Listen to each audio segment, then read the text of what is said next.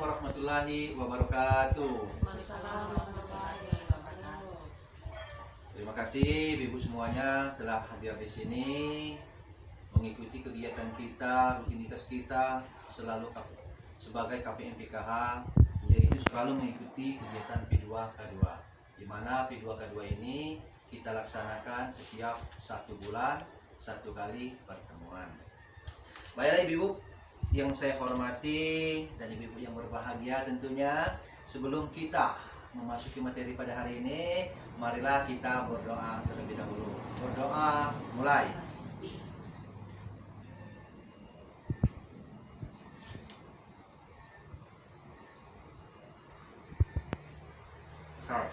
Baiklah ibu-ibu, sebelum sepertinya ibu-ibu ini pagi hari ini masih suasana yang sangat cerah, tetapi masih sedikit semangatnya, masih ada sedikit cemberut ibu-ibu.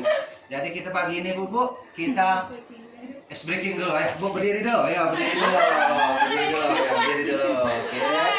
Ikuti saya Ibu ya. Ini Bu instruksinya, kepala, pundak, lutut kaki. Jadi apa yang saya sampaikan itu diikuti. Oke, Ibu mulai. Kepala, pundak, lutut kaki. Sekali lagi. Kepala, pundak, kaki. Ya sudah. Oke Ibu ya, silakan duduk kembali. Terima kasih. Oke Ibu. Gimana Ibu? Nah, semangat? Oke, terima kasih Ibu. Baiklah Ibu. Di mana pada materi kita hari ini, yaitu di sesi 11 ini, yaitu pencegahan kekerasan dan perlakuan salah terhadap anak. Nah, Ibu-ibu, tentunya kita pernah mendengar kekerasan atau perbuatan kita yang salah terhadap anak. Pernah, Ibu? Pernah. Nah, kalau pernah, kita lihat di sini, Ibu ya. Nah, di sini pencegahan kekerasan perilaku salah terhadap anak. Nah, di sini Ibu lihat. Ibu-ibu semuanya di sini harus mampu melakukan pencegahan kekerasan dan perlakuan salah terhadap anak, termasuk pencegahan kekerasan terhadap anak istimewa. Anak istimewa ini Ibu, anak disabilitas, anak kekurangan fisik mental, serta deteksi dini terhadap kekerasan seksual. Nah, seksual ini Ibu sering terjadi, pernah kita lihat di TV atau di koran, pernah terjadi. Nah, ini ibu-ibu yang harus kita perhatikan.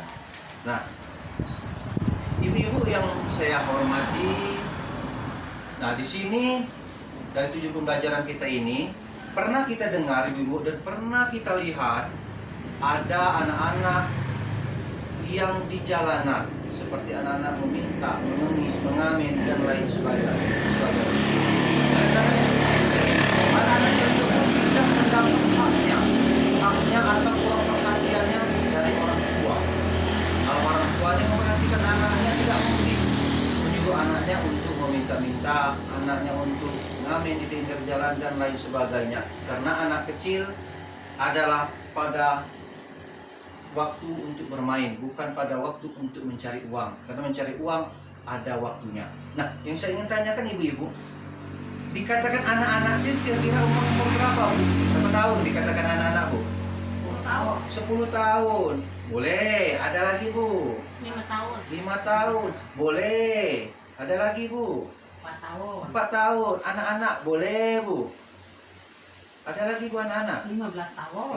15 tahun. Nah, jadi anak-anak itu Bu, sebenarnya kalau anak-anak itu dikatakan anak-anak itu dari sejak dia lahir sampai ke dia umur 18 tahun.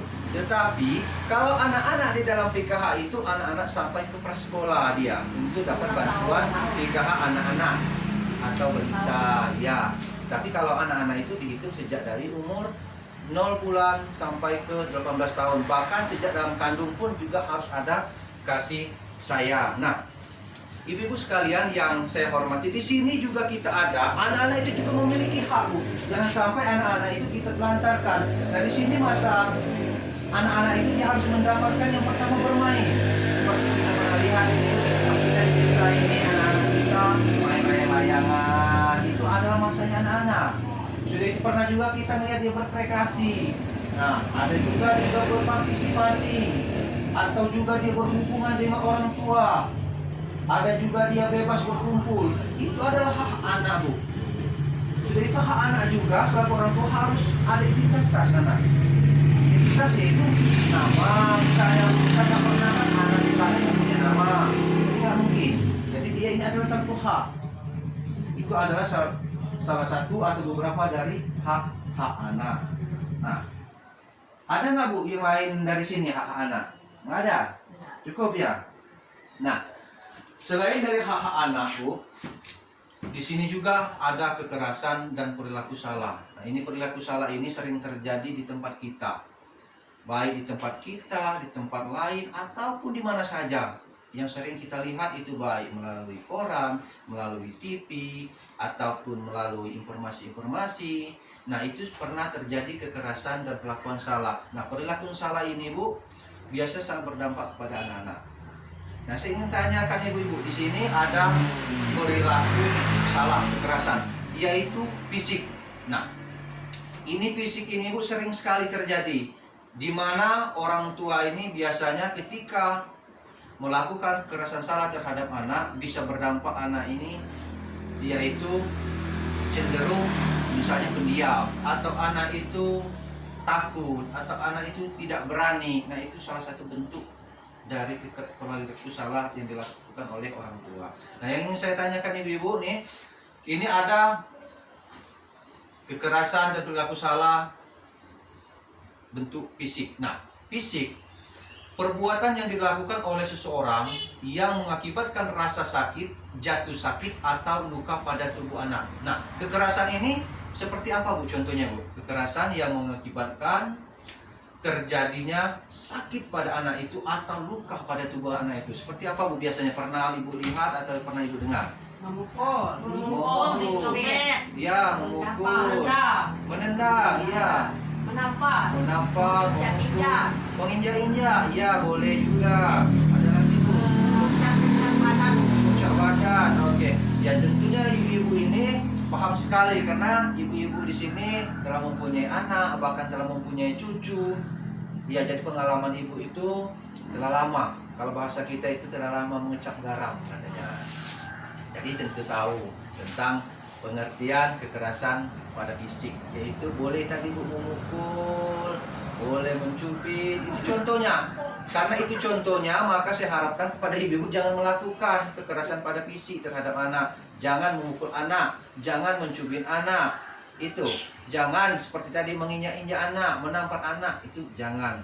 Nah, yang kedua ini ada kekerasan psikis. Nah, kekerasan psikis ini, Bu, perbuatan yang mengakibatkan rasa tidak nyaman, bahkan berkepanjangan terhadap anak. Kekerasan ini sering terjadi berulang-ulang tanpa disadari dan atau disadari oleh orang tua atau pelaku. Nah, kekerasan psikis ini seperti apa, Bu, kira-kira contohnya yang membuat anak itu? Menutupi anak. Oh iya, melototi anak boleh. Mengatakan anak Bodoh, mengatakan anak tuli, Tidak boleh. tahu diri. Oh, tidak tahu diri, oke. Dan ada lagi, Bu? Membanding-bandingkan. Oh, membanding-bandingkan. Membuat anak anak. Oke, jadi yang sampai ke Ibu tadi betul sekali, Bu. Jadi kalau kekerasan terhadap psikis ini betul, Bu, perbuatan yang mengakibatkan rasa tidak nyaman bahkan menimbulkan trauma yang berkepanjangan terhadap anak. Kekerasan ini sering terjadi berulang-ulang tanpa disadari atau disadari oleh pelaku. Seperti tadi mengatakan anak bodoh. Orang tua tidak sadar dampak dari perkataan tadi. Anak bodoh. Nah, anak ini kan terbawa-bawa. Kadang-kadang anak itu terasa takut, trauma. Atau anak tadi dikatakan misalnya membanding-bandingkan anak satu dengan anak yang lainnya, mungkin ada kelebihan kepintaran. Oke, Ibu, di sini sudah ngerti untuk adalah kekerasan terhadap fisik, psikis, dan seksual. Paham, Ibu? Nah, karena ini Ibu sudah paham, mengingat hari ini sudah siang, jadi pertemuan kita cukup sampai di sini, Bu. Kita lanjutkan minggu depan. Jadi intinya pertemuan kita pada hari ini, para ibu semua yang ada di sini, jangan melakukan kekerasan terhadap anak, memukul, mencubit, atau mengatakan dia bodoh, atau juga kekerasan terhadap seksual. Soal ini terjadi, kita lihat di TV, pantat anak, maka kita hindari. Nah, itulah Bu, kekerasan dan perlakuan salah terhadap anak. Bila pertemuan kita cukup sampai di sini, saya akhiri. Wabillahi taufiq wal hidayah.